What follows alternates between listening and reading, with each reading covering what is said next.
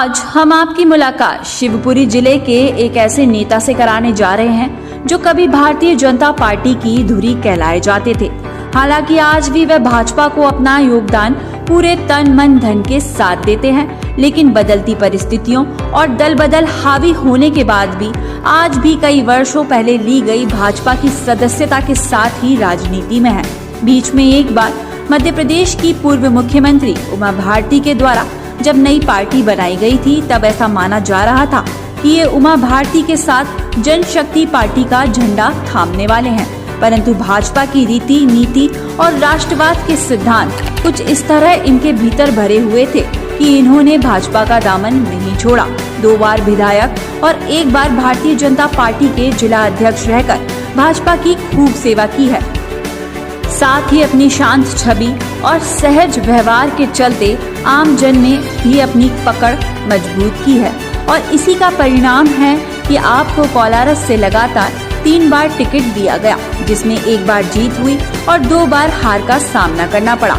1993 में शिवपुरी से विधायक रहे देवेंद्र जैन को फिर दोबारा इस सीट से टिकट नहीं मिला। आनन फानन में 2005 में शिवपुरी नगर पालिका के चुनाव में भाजपा ने इन्हें अपना प्रत्याशी बनाया, परंतु भितरगार के चलते देवेंद्र जैन निर्दलीय उम्मीदवार जगमोहन सेंगर से 10,000 वोटों से चुनाव हार गए। इसके बाद भाजपा जिला अध्यक्ष के रूप में इनकी ताजपोशी हुई और एक सफल कार्यकाल पूरा करने के बाद शिवपुरी विधानसभा से मोह भंग कर अनारक्षित हुई कोलारस सीट पर सक्रियता बढ़ा दी। कोलारस में 3 बार विधायक रहे ओम प्रकाश खटीक करेरा आरक्षित हो जाने से उधर का रुख कर गए और देवेंद्र जैन को कोलारस में स्थापित कर गए। देवेंद्र जैन मूलतः कोलारस से वास्ता रखते हैं। इनके जन्म से लेकर हायर सेकेंडरी तक की पढ़ाई कोलारस में ही हुई है, इसलिए कोलारस इनके लिए कोई नई जगह नहीं थी और उस समय कोलारस की भाजपा की राजनीति में सब कुछ ठीक ठाक चल रहा था। 2008 के आम चुनाव में देवेंद्र को भाजपा ने अपना उम्मीदवार बनाया और कांग्रेस के प्रत्याशी राम सिंह दद्दा को 237 वोट के मामूली अंतर से हराकर एक बार फिर देवेंद्र जैन ने कोलारस से विधायक बनकर भोपाल विधानसभा में अपनी सीट बुक कर ली। कुछ ही समय में देवेंद्र जैन ने अपने अनुज जितेंद्र जैन गोटू को शिवपुरी जिला पंचायत का अध्यक्ष बनाकर ये साबित कर दिया कि जिले में अब वह एक शक्तिशाली नेता बन चुके हैं। दोनों भाइयों ने मिलकर कोलारस के लिए खूब बजट दिया। आंकड़े बताते हैं कि जिला पंचायत का लगभग 40% बजट अकेले कोलारस में खर्च होता था और इसी बल पर आम चुनाव 2013 में पुनः देवेंद्र जैन पर भाजपा ने फिर से विश्वास किया, लेकिन इस बार 25,000 मतों की करारी हार ने सबको चौंका दिया और कांग्रेस के दादा राम सिंह यादव 24,953 मतों से जीतकर पहली बार विधायक बने। लेकिन हार के बाद भी देवेंद्र जैन की सक्रियता कोलारस में कम नहीं हुई। अचानक दादा राम सिंह का निधन हो जाने से खाली हुई कोलारस सीट पर उपचुनाव की घंटी बजी और एक बार फिर टिकट प्राप्त करने में देवेंद्र जैन ने सफलता प्राप्त की, परंतु उनको जिताने के लिए पूरी सरकार ने दम झोंक दी और करोड़ों रुपए के विकास कार्यों की घोषणा की गई। लेकिन राम सिंह दादा को श्रद्धांजलि स्वरूप क्षेत्र की जनता ने उनके बेटे को जिताकर अपनी सच्ची श्रद्धांजलि अर्पित की। वर्तमान में एक बार फिर कोलारस में टिकट का घमासान मचा हुआ है। देवेंद्र जैन फिर से मैदान में हैं।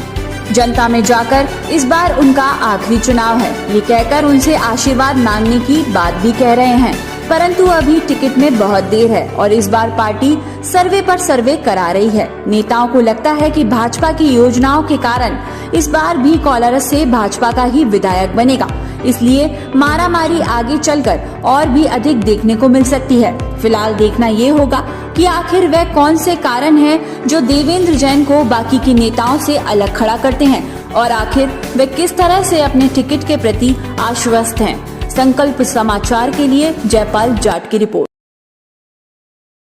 संकल्प समाचार के इस नए एपिसोड में हम आपको लेकर चलते हैं आज शिवपुरी जिले के एक ऐसे वरिष्ठ भाजपा नेता के पास जिनका नाम पूरे प्रदेश में ईमानदारी की मिसाल के रूप में जाना जाता है। हम आज उनसे आपको रूबरू कराते हैं कि किस तरह से उन्होंने अपनी राजनीतिक पारी को यहाँ तक लाए, कौन कौन से वे संघर्ष थे जिनको सामना करके वे अपने आप को इस मुकाम पर ले जा पाए। तो आइए चलते हैं हम आपके साथ सीधे भारतीय जनता पार्टी शिवपुरी के वरिष्ठ नेता, 2 बार विधायक रहे, एक बार शिवपुरी और एक बार कोलारस से, ऐसे देवेंद्र जैन जी पत्ते वालों के पास, जिनसे हम आपको आज रूबरू कराने जा रहे हैं।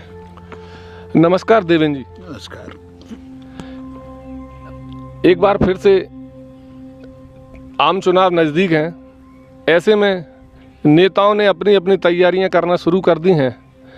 आपकी भी तैयारी क्षेत्र में देखने को मिल रही है।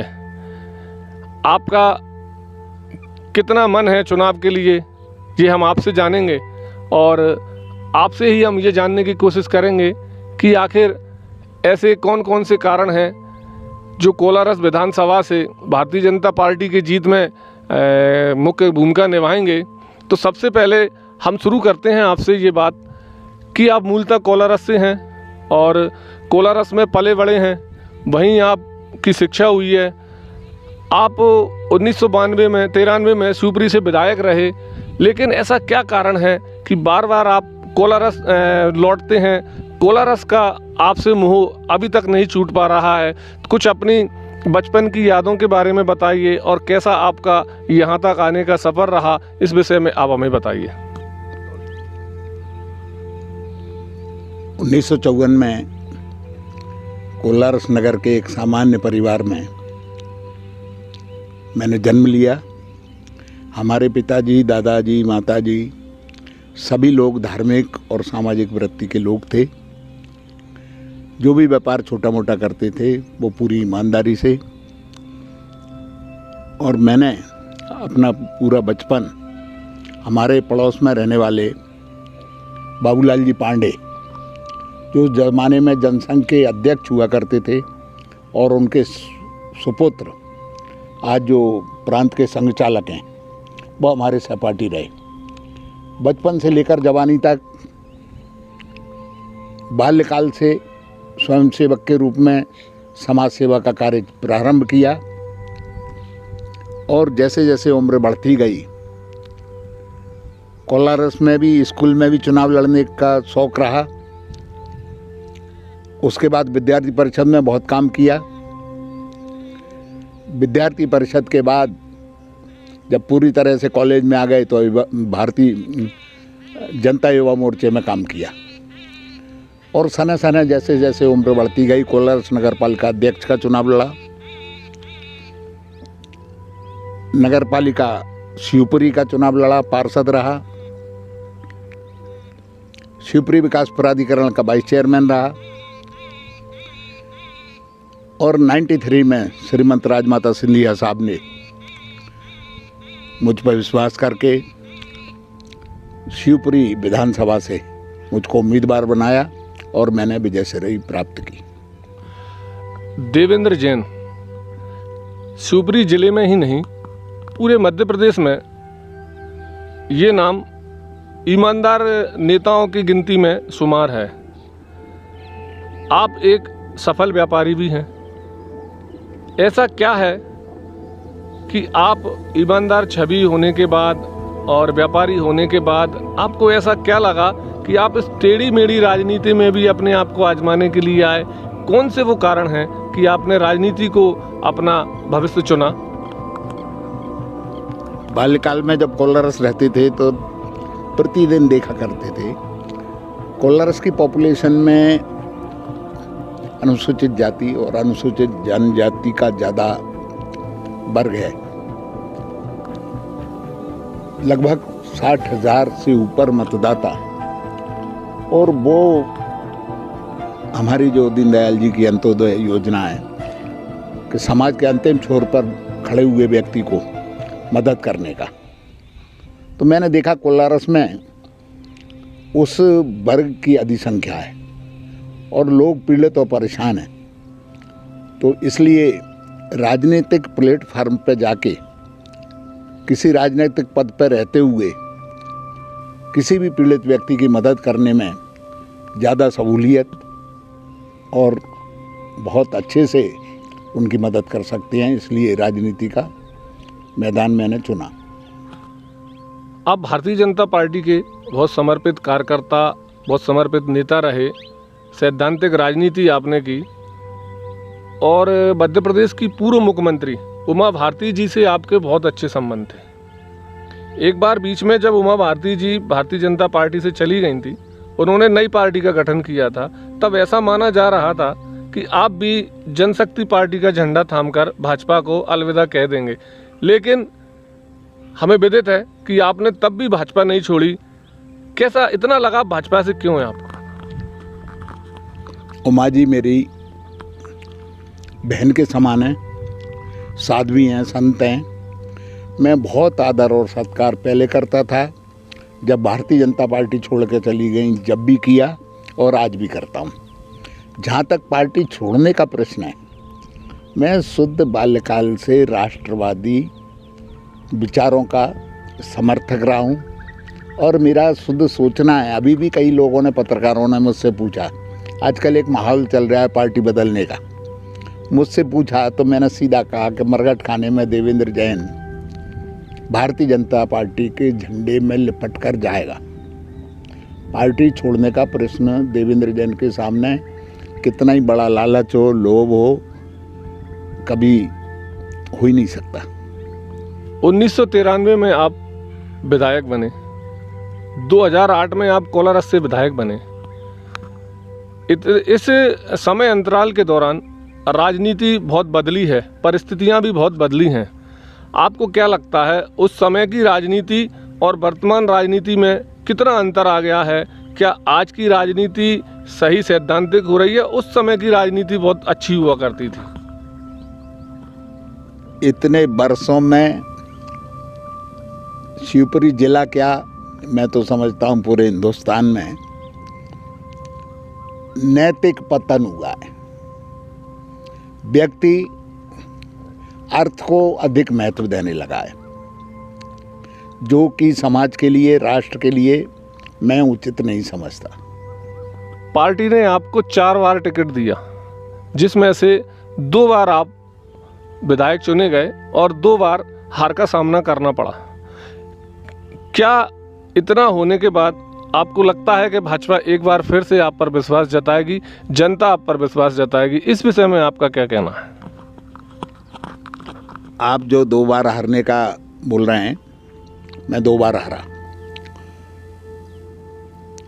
2008 में मैं चुनाव जीता, मुझको लगभग 36,000 वोट मिला।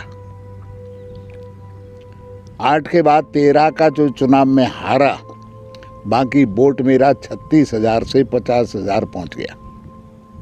हारा जरूर, मेरा वोट हमेशा बढ़ा और बहुत तेजी से बढ़ा। उसके बाद अभी जो बाई इलेक्शन हुआ, उसके बारे में आम जनता भी नहीं जानती। पिछले 5 वर्षों में 3 इलेक्शन हुए। एक हुआ वीरेंद्र रघुवंशी जी और महेंद्र यादव जी का, एक बाई इलेक्शन हुआ देवेंद्र जैन और महेंद्र यादव जी का, तीसरा लोकसभा का चुनाव हुआ डॉक्टर केपी यादव और सिद्धवंत महाराज सिंधिया जी का। इनके वोट यदि आप देखेंगे किसको कितने मिले, पिछले 5 सालों में भारतीय जनता पार्टी के प्रत्याशी के रूप में सबसे अधिक 74,500 वोट प्राप्त करने वाला केवल देवेंद्र जैन है। केपी यादव जी जीते, 73,000 वोट मिले और 3,000 वोट से जीते। मैं 74,500 वोट पाकर मैं हारा। बाई इलेक्शन में उसके बाद वीरेंद्र और महेंद्र का जो चुनाव हुआ, उसमें 72,000 वोट प्राप्त कर वीरेंद्र रघुवंशी जी 500-700 वोट से जीते और मैं 74,500 वोट पाकर 8,000 वोट से हारा। इस सब का कारण क्या था? इस सब का कारण केवल एकमात्र कि बाई इलेक्शन में बसपा का कोई प्रत्याशी नहीं था।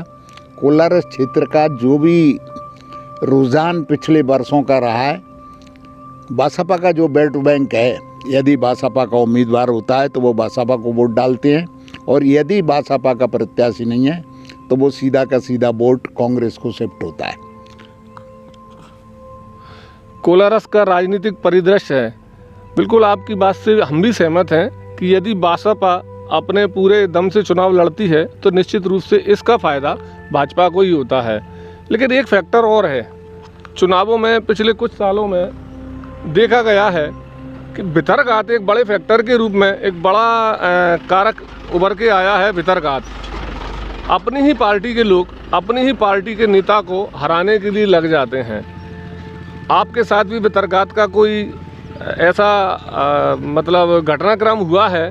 सुनने में तो आया था कि आपने भी आला नेताओं से इस तरह की शिकायत की थी। कितना प्रभावी मानते हैं आप भितरघात को, एक नेता को हराने में, एक पार्टी को हराने में? मैंने किसी भितरघाती की शिकायत कभी की नहीं। भितरघात का जो मामला है, कुछ असंतुष्ट लोग होते हैं, कुछ जिनकी संख्या बहुत ज़्यादा होती नहीं है, वो लोग असंतोष के कारण, अपनी इच्छाओं की पूर्ति नहीं होने के कारण पार्टी प्रत्याशी का विरोध करते हैं। तो उसका असर मैं तो बहुत ज़्यादा कभी मैंने ना माना ना होता। और हमारी पार्टी में यदि असंतोष के कारण 2-4 लोग यदि भितरघात करते हैं तो सामने वाली पार्टी में भी करते हैं, तो उसका कोई प्रभाव या अंतर होता नहीं है। उपचुनाव के बाद से कोलारस की परिस्थितियां बदली हैं। उपचुनाव आप लड़े, पार्टी ने पूरी दम लगाई, फिर भी दुर्भाग्यवश आपको उस चुनाव में हार मिली। वर्तमान में चुनाव बहुत नज़दीक हैं और पार्टी भी सर्वे करा रही है। सोशल मीडिया का एक अलग फैक्टर है। आप चूँकि सोशल मीडिया पर पहले कम एक्टिव होते थे, तो आपको क्या लगता है कि सर्वे और सोशल मीडिया, इन दोनों फैक्टरों को लेके आपका नाम टिकट के लिए ऊपर तक पहुंच सकता है? मैं सीधा जानता हूं कि प्रतिदिन 25-50 लोग क्षेत्र के, कोलारस विधानसभा अंचल के, ग्रामीण अंचल के लोग आकर कोशिश करते हैं कि देवेंद्र जैन पूरी ताकत से टिकट मांगे और उम्मीदवार बने। मैं यदि अपनी इच्छाओं को दबाना चाहता हूं तो भी क्षेत्र की जनता पूरी ताकत से चाहती है कि हमारा आगामी विधायक देवेंद्र जैन बने। जनता चाहती है देवेंद्र जैन को टिकट मिले, आपका कहना है। क्षेत्र के लोग आपसे फ़ोन लगाकर इस तरह की बातें करते हैं कि आप फिर से प्रयास करिए, हम आपके साथ हैं। सर्वे में आपका नाम चला भी गया, पार्टी ने आपको टिकट दे भी दिया, तो आप ऐसे कौन से कारण बताएंगे कि आपकी इस बार जीत सुनिश्चित है? कौन कौन से वे कारण रहेंगे, क्या वे परिस्थितियां होंगी जिनसे आप अपनी जीत के प्रति पूरी तरह से आश्वस्त हैं यदि टिकट मिलता है तो? मेरा क्षेत्र में सतत जनसंपर्क और 5 साल में जो विधायक रहा, मेरी नग नग की कार्यप्रणाली क्षेत्र की जनता ने देखी और उसके बाद 10 साल जो भी विधायक रहे उनकी भी कार्यप्रणाली देखी। आज जो परिस्थितियां कोलारस विधानसभा क्षेत्र में हैं, मैं तो कहता हूं सीधा 300 पोलिंग का यदि सर्वे करवाया तो भारी बहुमत से मेरा समर्थन खुले में दिखेगा। पूरे क्षेत्र की जनता चाहती है कि देवेंद्र जैन भारतीय जनता पार्टी से उम्मीदवार बने और इसीलिए मैं अपनी उम्मीदवारी पार्टी के समक्ष पेश करूंगा। अभी मध्य प्रदेश में कुछ समय से ऐसा माहौल सुनने में आ रहा है कि जिस तरह से भारतीय जनता पार्टी ने गुजरात मॉडल लागू करके वहां पर एक बड़ी जीत हासिल की है, यहाँ भी ऐसा प्रचारित किया जा रहा है कि मध्य प्रदेश में भी गुजरात मॉडल लागू हो सकता है। तब कहीं ना कहीं आपकी उम्र का जो दायरा है वह एक समस्या के रूप में आ सकता है। इस बात पर आप क्या कहना चाहेंगे कि गुजरात मॉडल में आपकी उम्र कोई बाधक नहीं बनेगी? पहले तो मैं मुझे बताना चाहता हूं कि आप मेरी उम्र समझ कितनी रहे? हमें लगता है आप उम्र लगभग 70 के करीब पहुंच गए हैं और जो आपकी बाधा बन सकती है। मेरी आज की तारीख में मेरी उम्र है 68 वर्ष। हमारे जितने भी सहयोगी पिछले 40 वर्षों से प्रदेश की राजनीति में और केंद्र की राजनीति में जो भी लोग हैं वो सब मेरी उम्र से बहुत ज़्यादा भी हैं। इसलिए मैं नहीं समझता पार्टी को जहाँ युवा उम्मीदवार है और उसकी जीतने की संभावनाएं पूरी हैं, तो वो उम्र दराज व्यक्ति का टिकट काट सकती है, काटेगी भी। बाकी जहाँ उम्र दराज व्यक्ति जीतने की स्थिति में और युवा जो हमारा भारतीय जनता पार्टी का कार्यकर्ता है वो जीतने की स्थिति में नहीं है, तो पार्टी हमारे जैसे लोगों को भी मौका देगी। चलिए, आपसे बहुत सारी बातें हो गई और बहुत सारी आपके मन की जो ख्वाहिशें हैं वो भी निकल के आई हैं। आपको जो इस बार अनुमान मिल रहे हैं वो भी आपने साझा किए। एक अंतिम प्रश्न आपसे मैं कर रहा हूँ कि आजकल दल बदल एक फैशन सा हो गया है। बहुत सारे बड़े बड़े नेता, दिग्गज नेता तत्काल जैसे ही मौका नहीं मिल पाता है, पार्टी किसी कारणवश हो जाता है, टिकट नहीं देते, तत्काल पार्टी बदल लेते हैं। अभी हाल ही में मुगावली से 3 बार विधायक रहे राव देशराज सिंह जी के बड़े बेटे ने अपना दल बदल लिया है और कांग्रेस की सदस्यता ले ली है, जबकि उनका छोटा भाई भारतीय जनता पार्टी की तरफ से राज्य मंत्री, कैबिनेट मतलब राज्य मंत्री का दर्जा प्राप्त है। आपको क्या लगता है, शिवपुरी जिले से भी ऐसी भगदड़ हमें देखने को मिल सकती है भाजपा से, या यहाँ दल बदलने की कोई संभावना नहीं है? मैंने पहले भी कहा था कि पुरानी पॉलिटिक्स और आज की पॉलिटिक्स में अंतर क्या है। नैतिकता में कमी आई है, संस्कारों में कमी आई है। भारतीय जनता पार्टी का परिवार बड़ा हुआ है तो कुछ लोग ऐसे आ जाते हैं जिनमें हमारी पार्टी के पूर्णतः संस्कार नहीं है। पार्टी बदलने का जहाँ तक सवाल है, जो मैं किसी भी रूप में उचित नहीं समझता, और जो संस्कार विहीन लोग होते हैं वो दल बदलते हैं या अपनी महत्वाकांक्षाओं की पूर्ति के लिए या अर्थ के प्रभाव में दल बदल जैसे प्रकरण होते हैं। दल बदलना संस्कार विहीन काम है। बहुत अच्छी बात हमने सुनी 2 बार के पूर्व विधायक रहे देवेंद्र जैन जी से, और इन्होंने जो अनुभव साझा किए हैं वह हमें बहुत अच्छे लगे। अब ये सारे अनुभव और इनसे जो बात हुई है हम अपने क्षेत्र की जनता तक पहुंचाएंगे। आप सबसे निवेदन है कि हमारे चैनल को और हमारे पेज को लाइक और सब्सक्राइब करें। हम लगातार आप तक चुनावों तक इसी तरह किसी न किसी एक बड़े नेता से रूबरू कराएंगे। आपके मन में जो प्रश्न हो वो हमसे आप सीधे हमारे यूट्यूब और फेसबुक पेज पर कर सकते हैं। फिलहाल देवेंद्र जी जैसे सैद्धांतिक नेता क्षेत्र में हैं, भारतीय जनता पार्टी में हैं, इससे निश्चित रूप से भारतीय जनता पार्टी कहीं ना कहीं मजबूत रहती है, और ऐसे ही लोगों के वजह से आज भारतीय जनता पार्टी का डंका पूरे विश्व में बज रहा है। नरेंद्र मोदी, शिवराज सिंह जी की ये जो योजनाएं चल रही हैं, उन योजनाओं को लेकर भारतीय जनता पार्टी के समस्त नेता क्षेत्र में हैं।